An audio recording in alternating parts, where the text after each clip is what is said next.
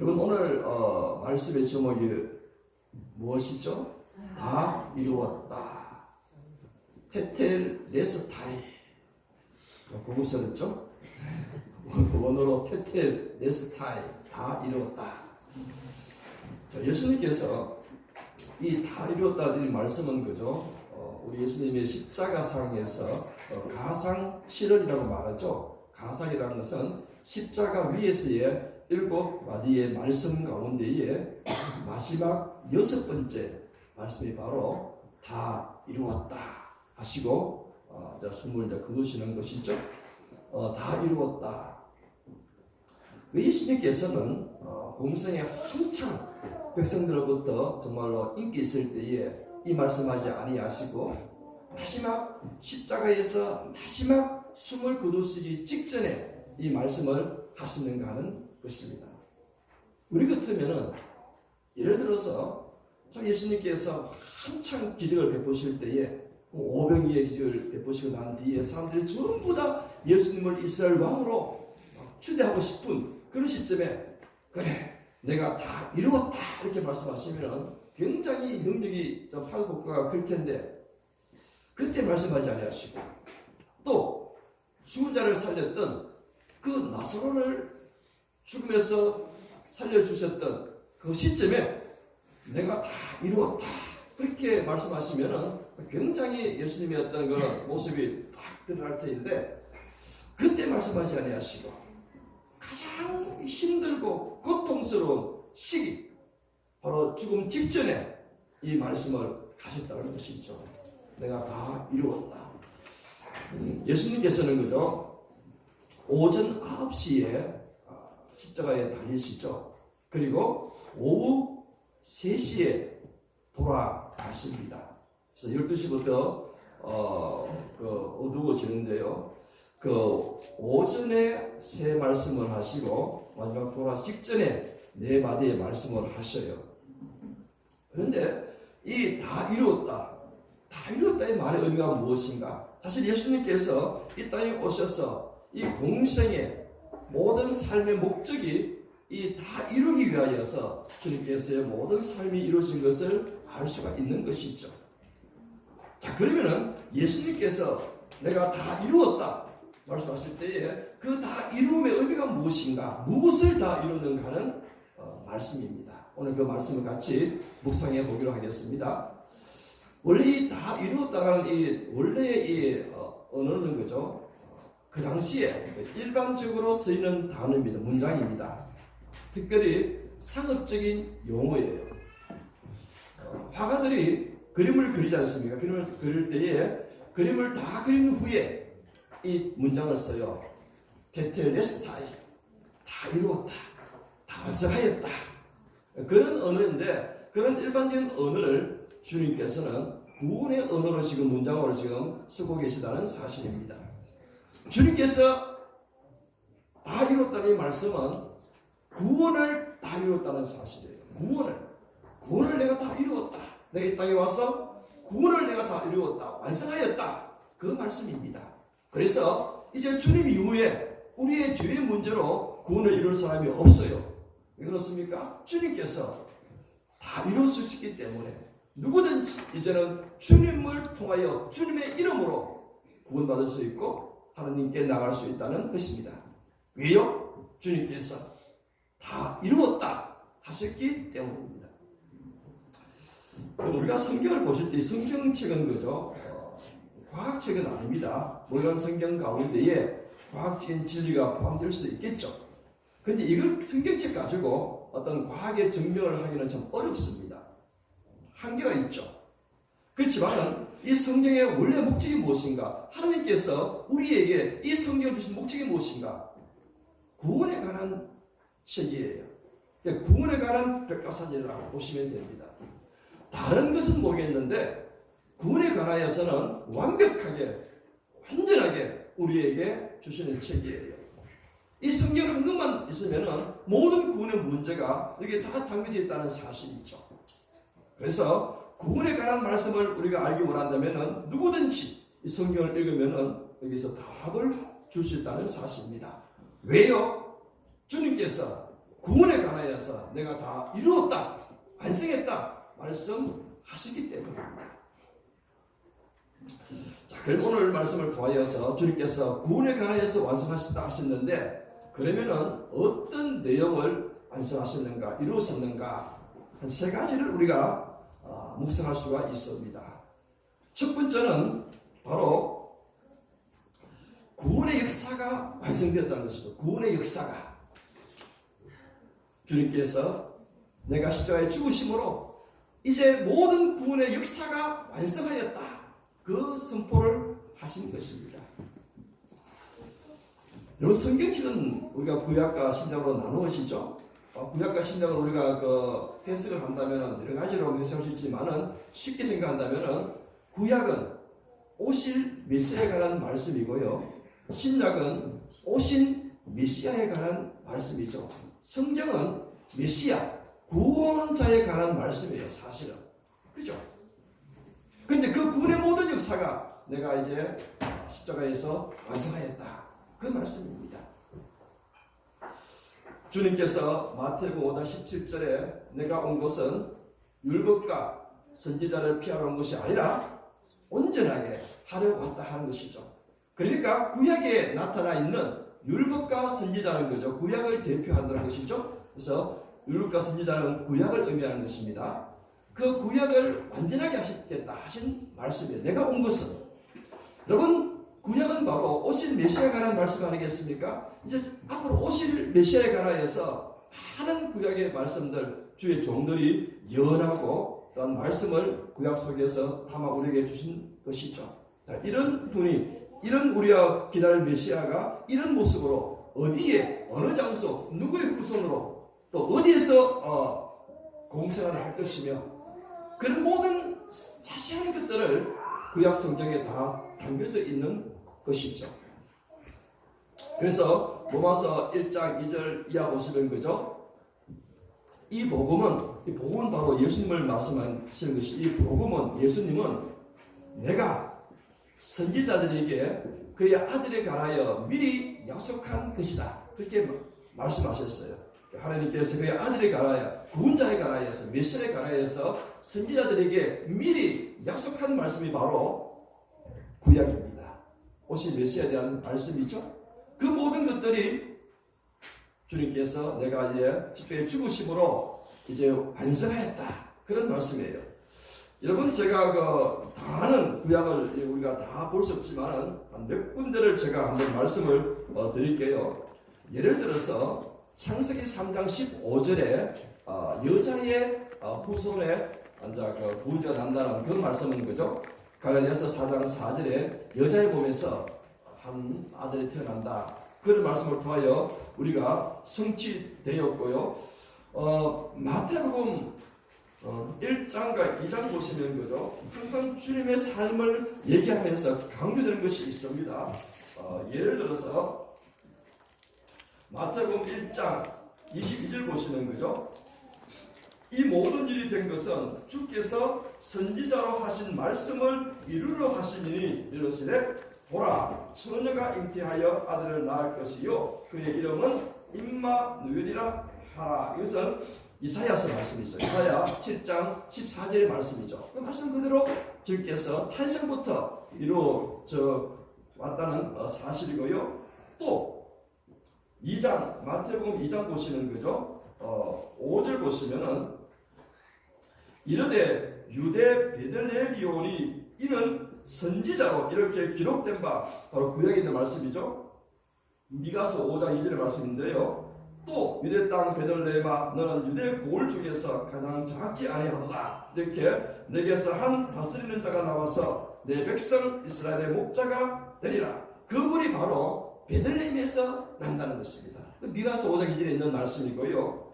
또 여기 보시면은 2장 마태복음 2장 15절 보시면은 헤롯이 죽기까지 거기 있었으니 이는 주께서 선지자를 통하여 말씀하신 바 애굽으로부터 내 아들을 불렀다 함을 이루려 하심이라. 그래서 예수님의 부모가 헤롯의 칼날을 피하여서 애굽으로 가는 것도 그냥 의뢰한 것이 아니라 이 성경에 나타나 있는 이 메시아의 예언의 말씀을 이루러 내려갔다는 그런 말씀이고요. 또 2장의 23절 보시면은 나사렛이라는 동네에 가서 사니 이는 선지자로 하신 말씀에 나사렛 사람이라 칭하리라 하심을 이루려 하심이라. 이사야 11장 1절에 있는 말씀이죠. 예. 그리고 3장 보시면 마태복음 3장 보시면 그죠? 3절 말씀에 그는 선지자 이사야를 통하여 말씀하신 자라 이르시되 광야에 외치는 자의 소리가 있어 이르되 너희는 주의 길을 준비하라 그가 오실 길을 굳게 하라 하셨느니라. 바로 이사야 40장 3절이나 말라기 3장 1절에 있는 말씀이죠. 그 말씀이 이제 그대로 예언되어 왔다는 것이고요. 또 하나 더 보시면은 주님께서 특별히 이 갈릴리 지방에서 사역하시죠. 그것도 구약에 예언된 말씀이에요. 마태복음 4장 보시면 4장 12절 보시면은 예수께서 요한의 적그리스도를 들으시고 갈릴리로 물러가셨다가 나사렛을 떠나 스불론과 납달리 지경 해변에 있는 가버나움에서 사시니 이는 선지자 이사야를 통하여 하신 말씀을 어떻게 해요? 이루려 하시니라. 이사야 9장 1절과 2절 보면 그죠? 메시아가 이 갈릴리 지방에서 활동하신다 하는 내용이 있어요. 700년 전에 이사야 살았던 그 시대는 예수님 태어나시 700년 전에 이미 이사야가 하나님으로부터 이런 오실 메시아가 하는 예언을 받고 이렇게 말씀을 증거했다는 사실이 있죠. 이런 구원의 역사들이 예수님께서 십자가에 죽으심으로써 완성하셨는데요. 우리 이제 그 요한복음 보시면은 19장에 보시면은 예수님의 죽으심도 그냥 우연한 죽으심이 아니시죠. 그죠? 여기 보시면은 그죠? 예를 들어서 우리가 읽지 않았지만은 19장 24절 보시는 거죠. 군인들이 서로 말하되 이것을 찢지 말고 예수님 옷을 찢지 말고 누가 얻나 제비 뽑자 하라. 이는 성경에 그들이 내 옷을 나누고 내 옷을 제비 뽑나이다 한 것을 응하게 하려 하심이라. 시편 22편 18절의 말씀이죠.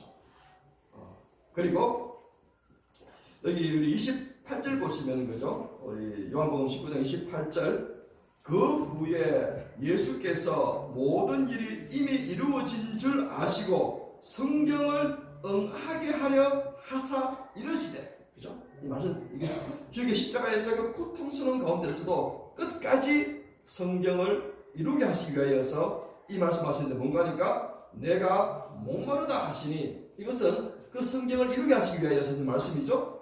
거기 신포도주가 가득히 담긴 그릇이 있는지라 사람들이 신포도주를 적신 해면을 우슬초에 매어 예수 입술에 대니 예수께서 신포도주를 받으신 후에 이 말씀은 시편 69편 21절에 있는 말씀을 이루러 하신 말씀이죠.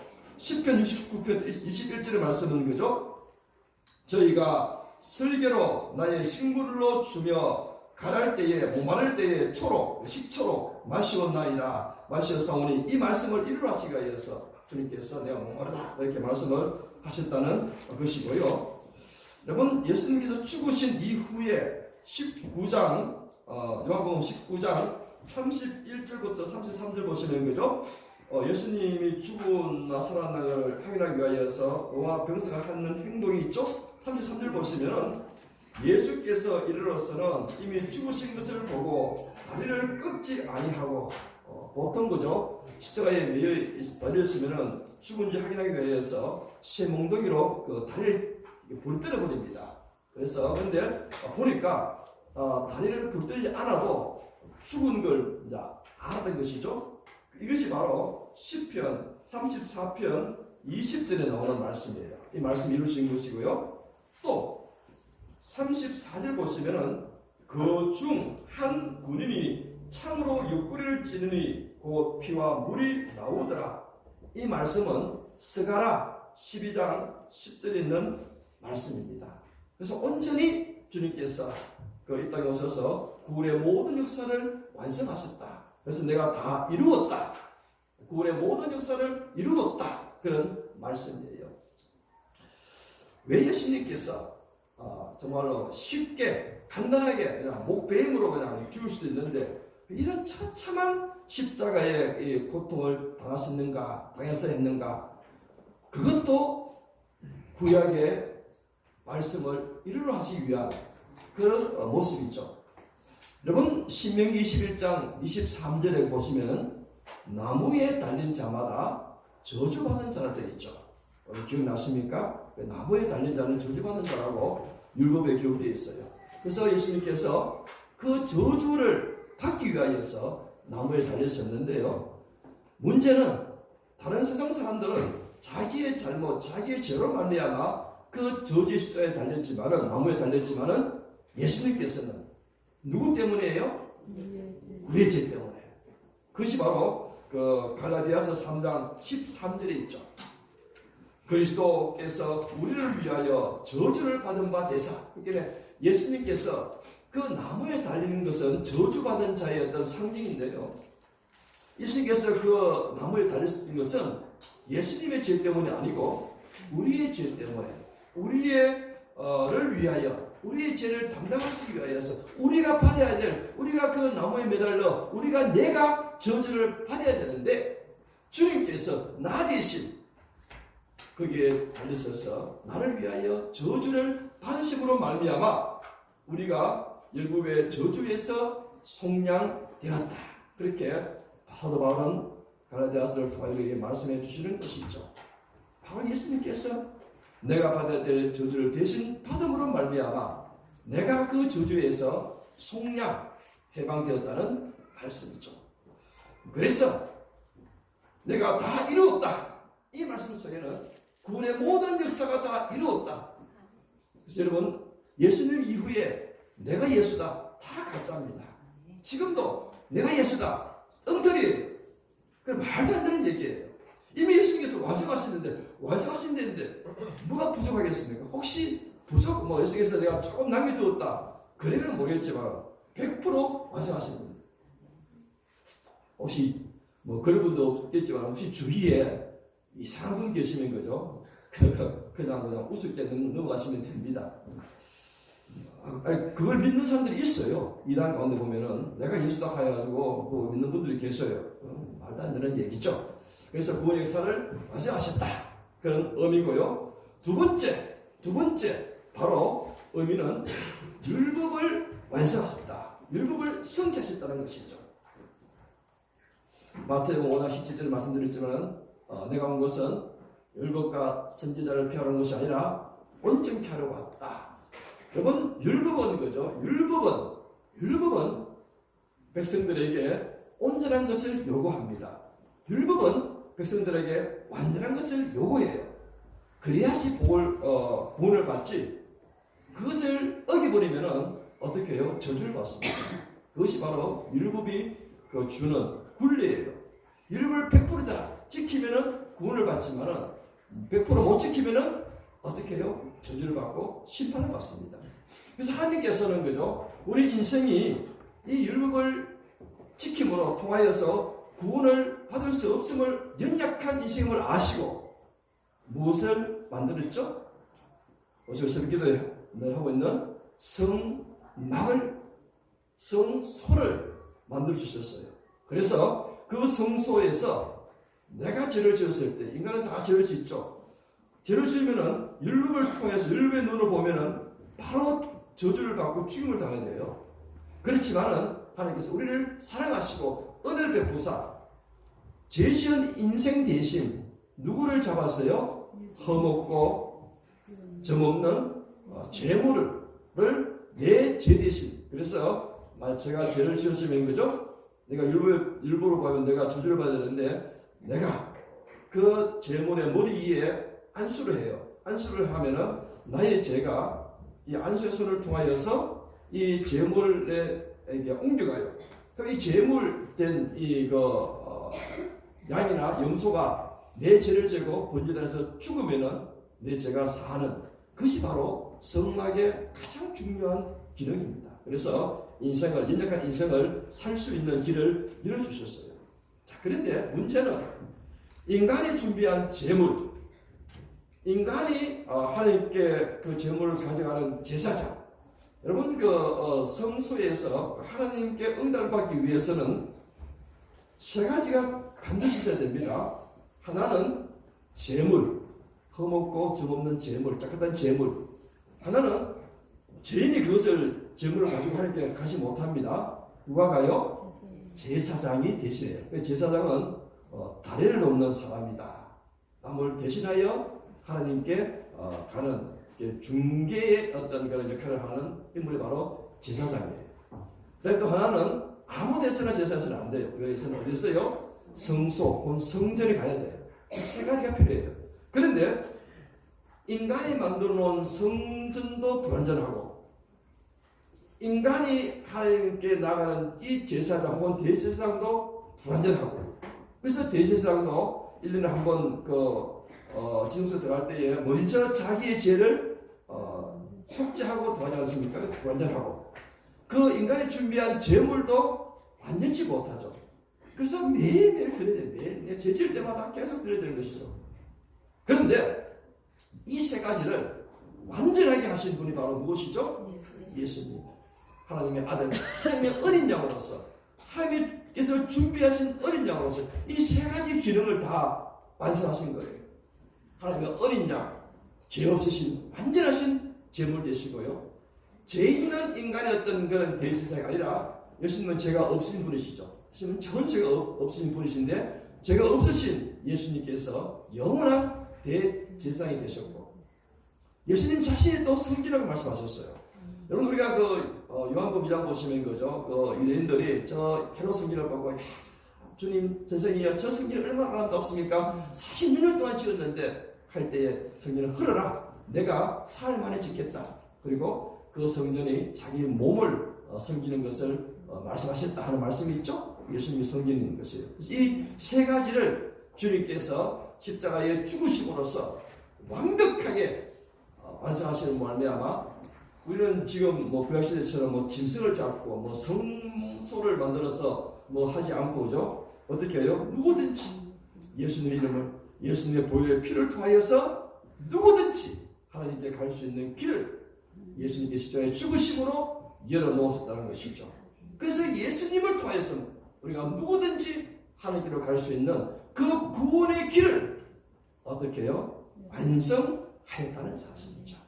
그래서 우리가 예수님 이름으로 우리가 오늘도 여러분 기도할 때마다 하나님 만나지 않습니까?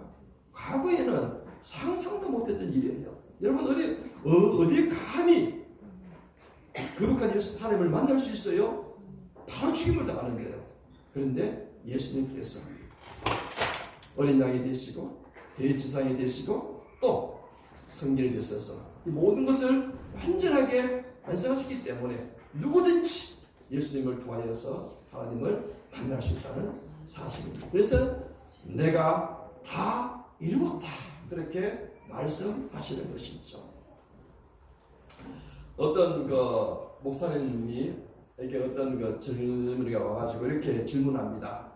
목사님, 내가 무엇을 도와드려야지, 내가 무엇을 해야지 하나님의 구원에 내가 도움이 될 수 있습니까? 그렇게 이 질문을 모르니까 물었겠죠. 근데 목사님 말씀하시기를 젊은이 늦었네. 왜요? 이미 예수님께서 구원을 완성하시기 때문에 젊은이가 할 일이 하나도 없네. 그냥 믿음으로 선물로 받으면 된다는 것이네. 그 말은 제 말씀이 아니고 있는 말씀이죠. 한번 제가 에베소서 2장 8절과 9절 말씀을 읽어드릴게요. 너희가 그 은혜를 인하여, 여러분 은혜가 뭐예요? 은혜가 사람 이름입니까? 기본에 은혜가 뭐예요?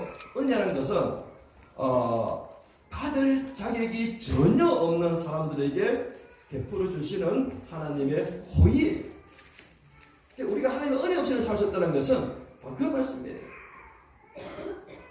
우리가 받을 자격이 없지만은 그래도 불구하고 우리에게 베풀어 주시는 하나님의 사랑, 하나님의 호의가 바로 은혜입니다. 자, 에베소서 2장 8절 9절 다시 읽어드리겠습니다. 너희가 그 은혜를 인하여 그 의미를 알겠죠? 믿음으로 말미암아 구원을 얻었나니 그 은혜를 인하여 믿음으로 말미암아 구원을 얻었나니 이것이 너희에게서 난 것이 아니라 하나님의 선물이라. 그렇죠? 행위에서 난 것이 아니니 이는 누구든지 자랑치 못하게 하려 함이라. 그래서 이 구원은 전적인 예수님께서 완전히 이루어 놓으신 것이죠. 우리는 1%도 그 구원에 우리가 참여한 적이 없습니다. 그래서 우리 그 은혜를 통하여서 선물을 받은 것이에요. 이 선물은 너무나 값비싼 선물이에요. 하나님께서 그 독생자를 십자가에 못 박게 하는 그 어떤 것과 비교할 수 없는 가장 값비싼 희생을 치르시고 위해 주신 선물이에요. 사랑하는 성도 여러분, 이 고난의 시간 하나님의 놀라운 이 사랑과 은혜를 깊이 묵상하시면서 죽기까지 충성할 수 있는 우리의 믿음의 걸음 되시기를 간절히 바랍니다. 기도하시겠습니다.